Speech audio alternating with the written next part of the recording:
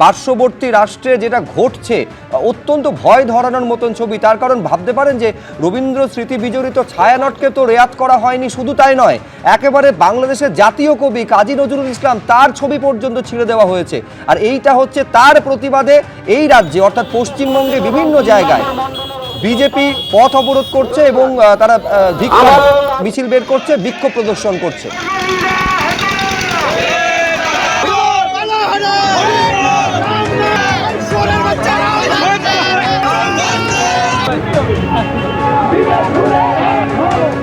শিলিগুড়ির ছবি দেখতে পাচ্ছেন, মশাল মিছিল বের করেছে বিজেপি।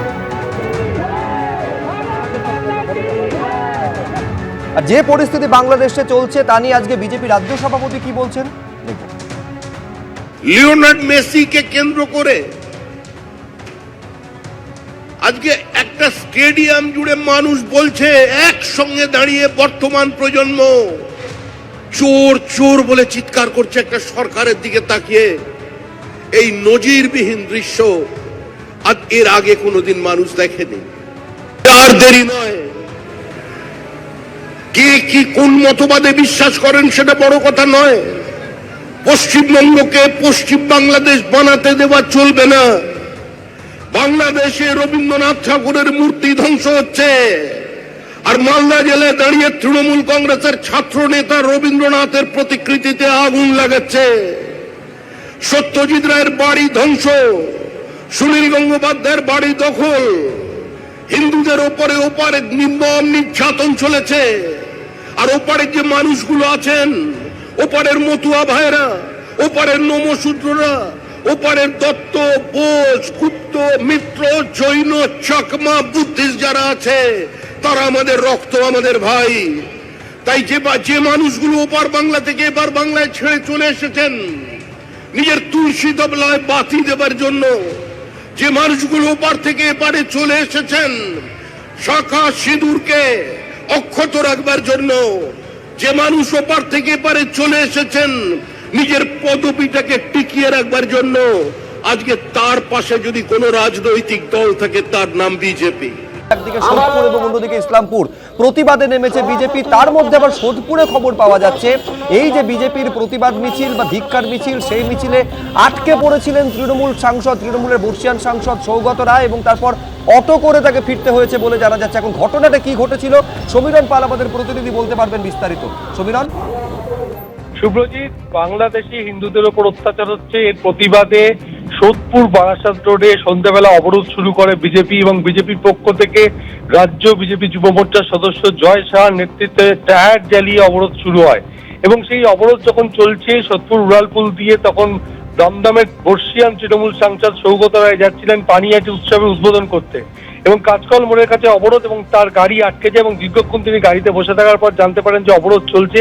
ঘটনাস্থলে খড়তামার পুলিশ পৌঁছয়, সোদপুর ট্রাফিক গার্ডের পুলিশ কর্মীরা পৌঁছন, কিন্তু অবরোধকারীরা তাদের অবস্থানে অনড় ছিলেন।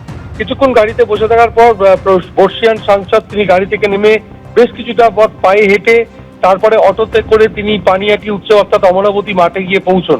এবং সাংসদ সৌগত রায় যেটা জানাচ্ছেন যে বাংলার অত্যাচারের প্রতিবাদে বিজেপি অবরোধ করছে, কিন্তু সেটা এইখানে এরকম পরিস্থিতি নেই, কিন্তু অকারণে তারা অবরোধ করছেন। সেই কারণে তিনি বাধ্য হয়ে পায়ে হেঁটে, যেহেতু তাকে এই পানিহাটি উৎসবে আগামী সোমবার নতুন দলের ঘোষণা করতে চলেছেন হুমায়ুন কবির, আর তার ঠিক আগে তিনি জোট ফর্মুলা দিলেন। তিনি বলছেন মুর্শিদাবাদে 22টি আসনের মধ্যে 9টিতে আমি লড়বো, এবং কংগ্রেস যদি চায় তাহলে 9টি আসন কংগ্রেসকে ছাড়বো, সিপিএম কে ছাড়বো 3টি আসন এবং আইএসএফ কে ছাড়বো 1টি আসন। এমনই জোট ফর্মুলা দিয়েছেন তৃণমূলের সাসপেন্ডেড বিধায়ক হুমায়ুন কবির।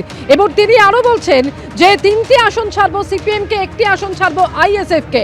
তৃণমূলকে হারাতে, বিজেপিকে রুখতে না হলে আমি একাই লড়বো। রেজিনগরের সভাস্থল পরিদর্শনের পরে এমনই জোট ফর্মুলা দিয়েছেন তৃণমূলের সাসপেন্ডেড বিধায়ক হুমায়ুন কবির।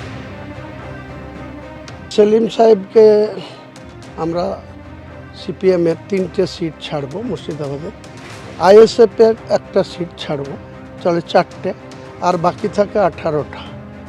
আমি 9 সিটে লড়বো, আমার মনোনীত যে প্রার্থী তারা 9টা সিটে লড়বে, আমি সহ।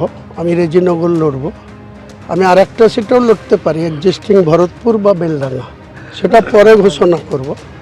দুটো সিটে লড়বো, দুটোতে তো আর থাকা যাবে না, একটা রিজাইন দিয়ে দেবো, একটা সেখানে জিতবো। যে দুটো সিট লড়বো, মুর্শিদাবাদের দুটো সিট রিজার্ভ সিট 3টে বাদ দিয়ে, বহরমপুর বাদ দিয়ে 18টা সিটের যেখানে দাঁড়াবে হুমায়ুন কবির সেখানে নির্বাচিত হবে।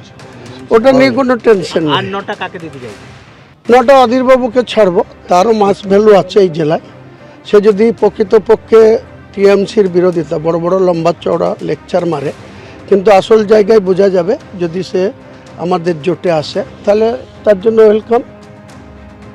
আগামী সোমবার অর্থাৎ 22 তারিখ তিনি যে নতুন দল ঘোষণা করতে চলেছেন সে কথা তিনি অনেক আগেই জানিয়েছিলেন। আগামী সোমবার তিনি নতুন দল ঘোষণা করবেন এবং তার ঠিক আগে জোট ফর্মুলা দিচ্ছেন হুমায়ুন কবির। একেবারে ধরে ধরে কোন দলকে তিনি কটি আসন ছাড়তে চান তা স্পষ্ট করে দিয়েছেন। তিনি বলছেন যে 9টি আসনে তিনি লড়বেন এবং কংগ্রেস যদি চায় 9টি আসন কংগ্রেসকে ছাড়বেন, 3টে ছাড়বেন সিপিএমকে এবং 1টি ছাড়বেন আইএসএফকে। আর না হলে তৃণমূলকে হারাতে এবং বিজেপিকে রুখতে একাই লড়াই করবেন তিনি। আর কি বলেছেন হুমায়ুন কবির, শুনুন। তৃণমূলকে হারাতে চান, বিজেপিকে যদি ক্ষমতা থেকে দূরে রাখতে চান, সিপিএম, আইএসএফ, কংগ্রেস তারা আসুক। আমি ফর্মুলা বলে দিচ্ছি, মুর্শিদাবাদে 22টা সিট আছে, 9 আমি লড়বো, 9 অধীরকে ছাড়বো, 3 সিপিএমকে ছাড়বো, 1 আইএসএফকে ছাড়বো, তৃণমূলকে শূন্য করবো। যে কেউ আসতে পারে, না আসলে আমি একাই লড়ে 22টার ভিতরে কটা জিতাবো কাউন্টিং এর দিনে করে দেখাবো। একসঙ্গে জোট বেঁধে লড়ার কথা তিনি বলছেন, জোট ফর্মুলা দিচ্ছেন যেখানে তিনি সিপিএমকে 3টি আসন ছাড়ার কথা বলছেন। আর কি বলছেন এই প্রসঙ্গে মোহাম্মদ সেলিম, শুনুন।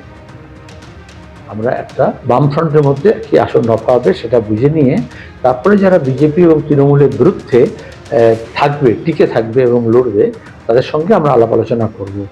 তো এটা ঠিক, যদি বিজেপি এবং তৃণমূলকে শূন্য করতে চায়, এ কথা যা বলেছে এটা আজকে রাজ্যের মানুষের কথা। আমি বললাম আগে বামপন্থীরা আলাপ আলোচনা করছি, তারপরে বামফ্রন্টে জানুয়ারি মাসের গোড়া আলোচনা হয়ে গেলে তারপরে বিজেপি তৃণমূলের বিরুদ্ধে যারা টিকে থেকে লড়াই করবে মাটি কামড়ে, তাদের সঙ্গে কথা বলবো। হুমায়ুন এখনো তার দল তৈরি করেনি, দলের সঙ্গে তো আলোচনা হবে, আগে দল তৈরি করুক, তারপর তো দেখবো সেই দলের কর্মসূচি কী, সিদ্ধান্ত কী, মনোবাঞ্ছা কী, তার উপর নির্ভর করে আলাপ আলোচনা কীভাবে হবে। এবিপি আনন্দ, এগিয়ে থাকে, এগিয়ে রাখে।